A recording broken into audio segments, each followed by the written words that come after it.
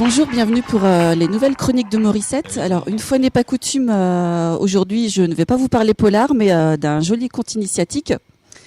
Voilà, donc c'est Odélica aux éditions Les Presses Littéraires, et je reçois donc son auteur, Florence Sand. Est-ce que tu pourrais te présenter pour les lecteurs qui ne te connaissent pas, parler un petit peu de ton parcours professionnel et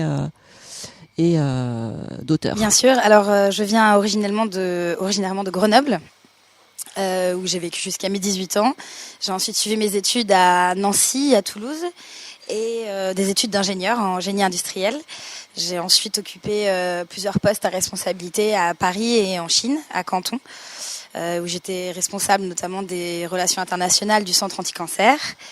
Et suite à ça, je suis rentrée en France en cherchant davantage de sens dans mon métier, ce que j'ai fini par ne pas trouver, pour être tout à fait honnête, car je suis allée dans des structures qui étaient censées être de plus en plus humaines, de plus en plus solidaires, tournées vers l'humain, une amélioration de notre monde. Et en réalité, c'était de plus en plus de la poussière d'étoiles et de l'exploitation des valeurs individuelles. Donc j'ai fini par péter un câble tout simplement et je suis partie sur les routes de France à la recherche de modes de vie alternatifs. Alors effectivement, on comprend qu'il y a beaucoup de toi dans ce roman en fait. Je comprends mieux où tu as trouvé toute cette inspiration pour l'écrire. Alors le personnage principal donc de Odélica en fait c'est une jeune fille qui s'appelle Nazuka. Est-ce que tu peux nous parler d'elle un petit peu? Donc c'est une jeune fille qui, au cours de ses voyages et de ses rencontres, va de chrysalide se transformer en papillon. Et tu as choisi de la doter d'une particularité physique. Est-ce que tu peux nous en parler un petit peu? Nazuka, le prénom, en fait, j'ai fait quelques recherches avant de lui donner ce prénom-là. Ça signifie fragile en hindi. Et ce nom prend son essence en fait dans sa maladie justement, qui transcrit, où ses émotions se transcrivent dans ses os.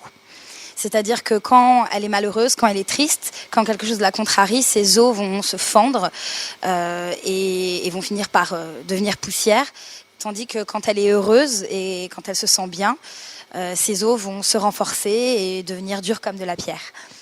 Et c'est donc un personnage qui est extrêmement naïf, qui est très innocent. On peut un peu se dire qu'il s'agit d'un personnage hypersensible quand on voit un peu les caractéristiques psychologiques dont on peut parler en ce moment chez les enfants, etc. Eh bien, on a vraiment ça chez Nazuka, une jeune fille très sensible qui est limite autiste en fait, qui ne comprend pas pourquoi le monde est tel qu'il est, qui ne le connaît même pas d'ailleurs, puisque toute son enfance elle est choyée et protégée et elle ne sait pas du tout à quoi ressemble le monde extérieur.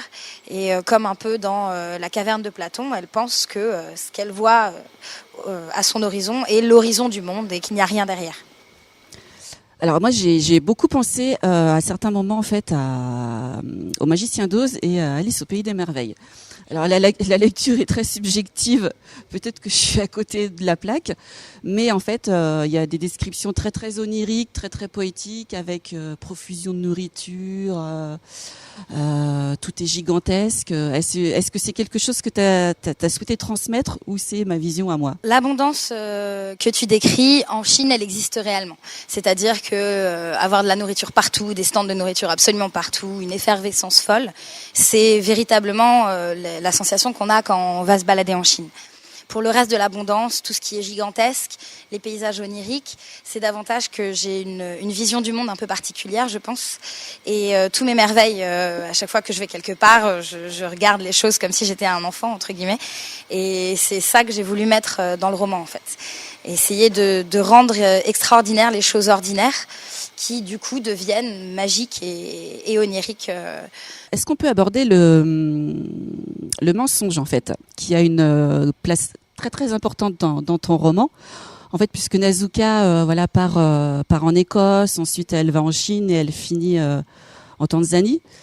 Et en fait, elle, ce qu'elle veut, c'est connaître le monde, connaître l'humanité, et notamment l'origine physiologique du mensonge. Alors, j'aimerais savoir, en fait, pourquoi tu as choisi Le mensonge est pas plutôt l'origine de la tristesse ou l'origine de la colère? Oui, c'est quelque chose que je ne comprends pas, en fait. Un petit peu comme mon personnage, c'est quelque chose qui me dépasse un petit peu. Les mensonges, les cachotteries, le fait de ne pas dire les choses tout simplement, le fait de protéger l'autre en n'étant pas franc, en ne disant pas les choses de manière honnête. Et c'est quelque chose, moi, qui m'attriste énormément dans la vie de tous les jours, parce qu'on se rend compte que la plupart des difficultés sociales qu'on peut avoir viennent de ça. Elles viennent du mensonge, elles viennent du fait que les gens sont pas honnêtes les uns envers les autres, et qu'on a une sorte de schéma complètement fou dans notre société où le paraître prend le pas en fait sur l'être, et c'est quelque chose que je voulais dénoncer un petit peu dans ce roman-là, même si c'est poussé à l'extrême évidemment.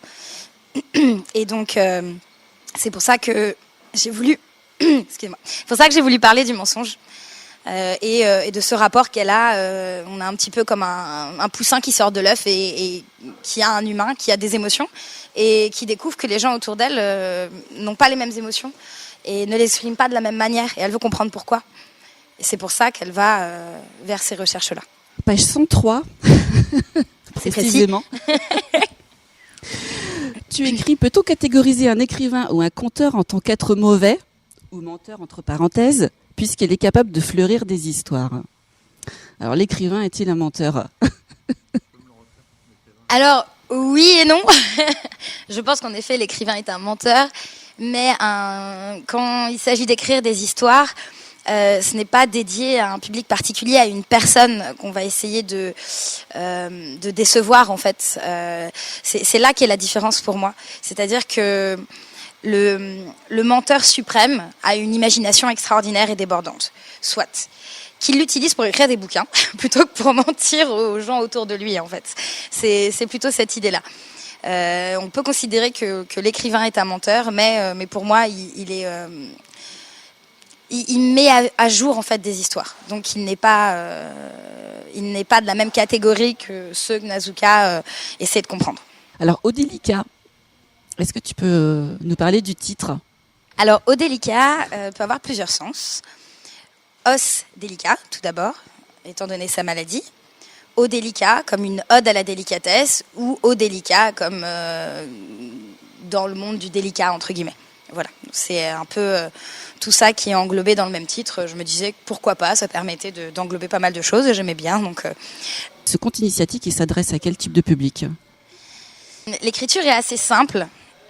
C'est fait exprès. Je voulais avoir une écriture naïve qui correspondait au personnage, qui évolue. J'ai pas du tout trouvé ça naïf. J'ai trouvé ça magnifique, moi. Ouais, j'ai pas du tout trouvé ça naïf. Ça me fait beaucoup plaisir. Je suis perdue. Pour moi, c'est naïf quand même, parce que je voulais avoir un petit peu, à la Candide de Voltaire, ce personnage très innocent, un peu bébête même par moments. Je sais que ce personnage-là m'énerverait en fait parfois, parce que elle tombe vraiment dans tous les panneaux, dans tous les pièges. Elle réfléchit pas, elle fait que ressentir, et elle se fait avoir sans arrêt. Donc après, elle évolue. C'est ça qui est important. Donc j'ai voulu faire évoluer l'écriture également, c'est-à-dire qu'au début, on a quelque chose de plus enfantin qui se rapporte davantage au conte, et au fur et à mesure, le roman évolue avec l'héroïne en réalité. Est-ce que ton roman s'adresse à un public en particulier? Il ne s'adresse pas à des enfants. Voilà. Je pense. C'est un conte, certes, mais pour adultes. Puisqu'il y a quand même, voilà, au milieu du roman... Quelque chose de très dur. Quelque chose de très dur. Disons que c'est la goutte d'eau qui fait déborder le vase. C'est-à-dire qu'elle se heurte à l'inhumanité. En se heurtant à l'humanité, elle se heurte à l'inhumanité.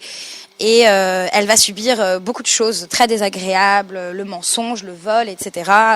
Les personnes qui vont essayer de lui faire du mal juste pour lui faire du mal, de manière complètement gratuite, parce que c'est le monde dans lequel on est, hélas, très souvent.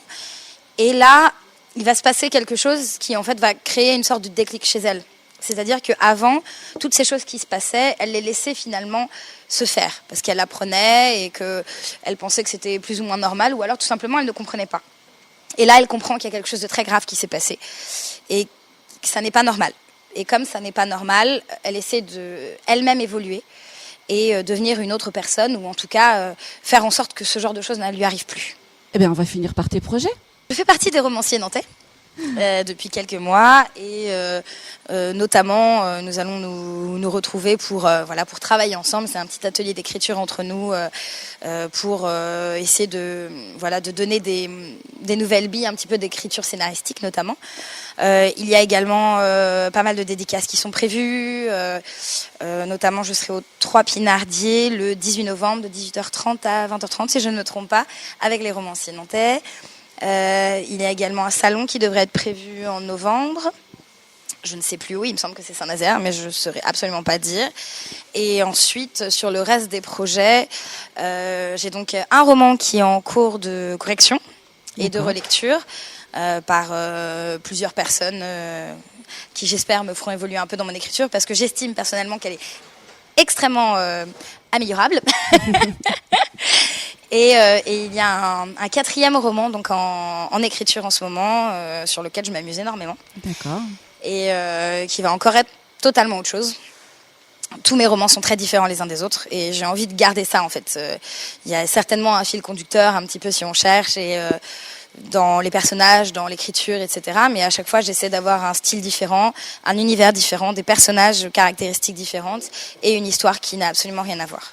Eh bien, écoute, je te remercie beaucoup d'avoir répondu à toutes ces questions. Voilà, donc j'espère qu'on vous a convaincu de le lire et de l'acheter. Voilà, donc Odélica, Florence Sand aux éditions Les Presses littéraires, chez tous les bons libraires. Voilà, je te remercie.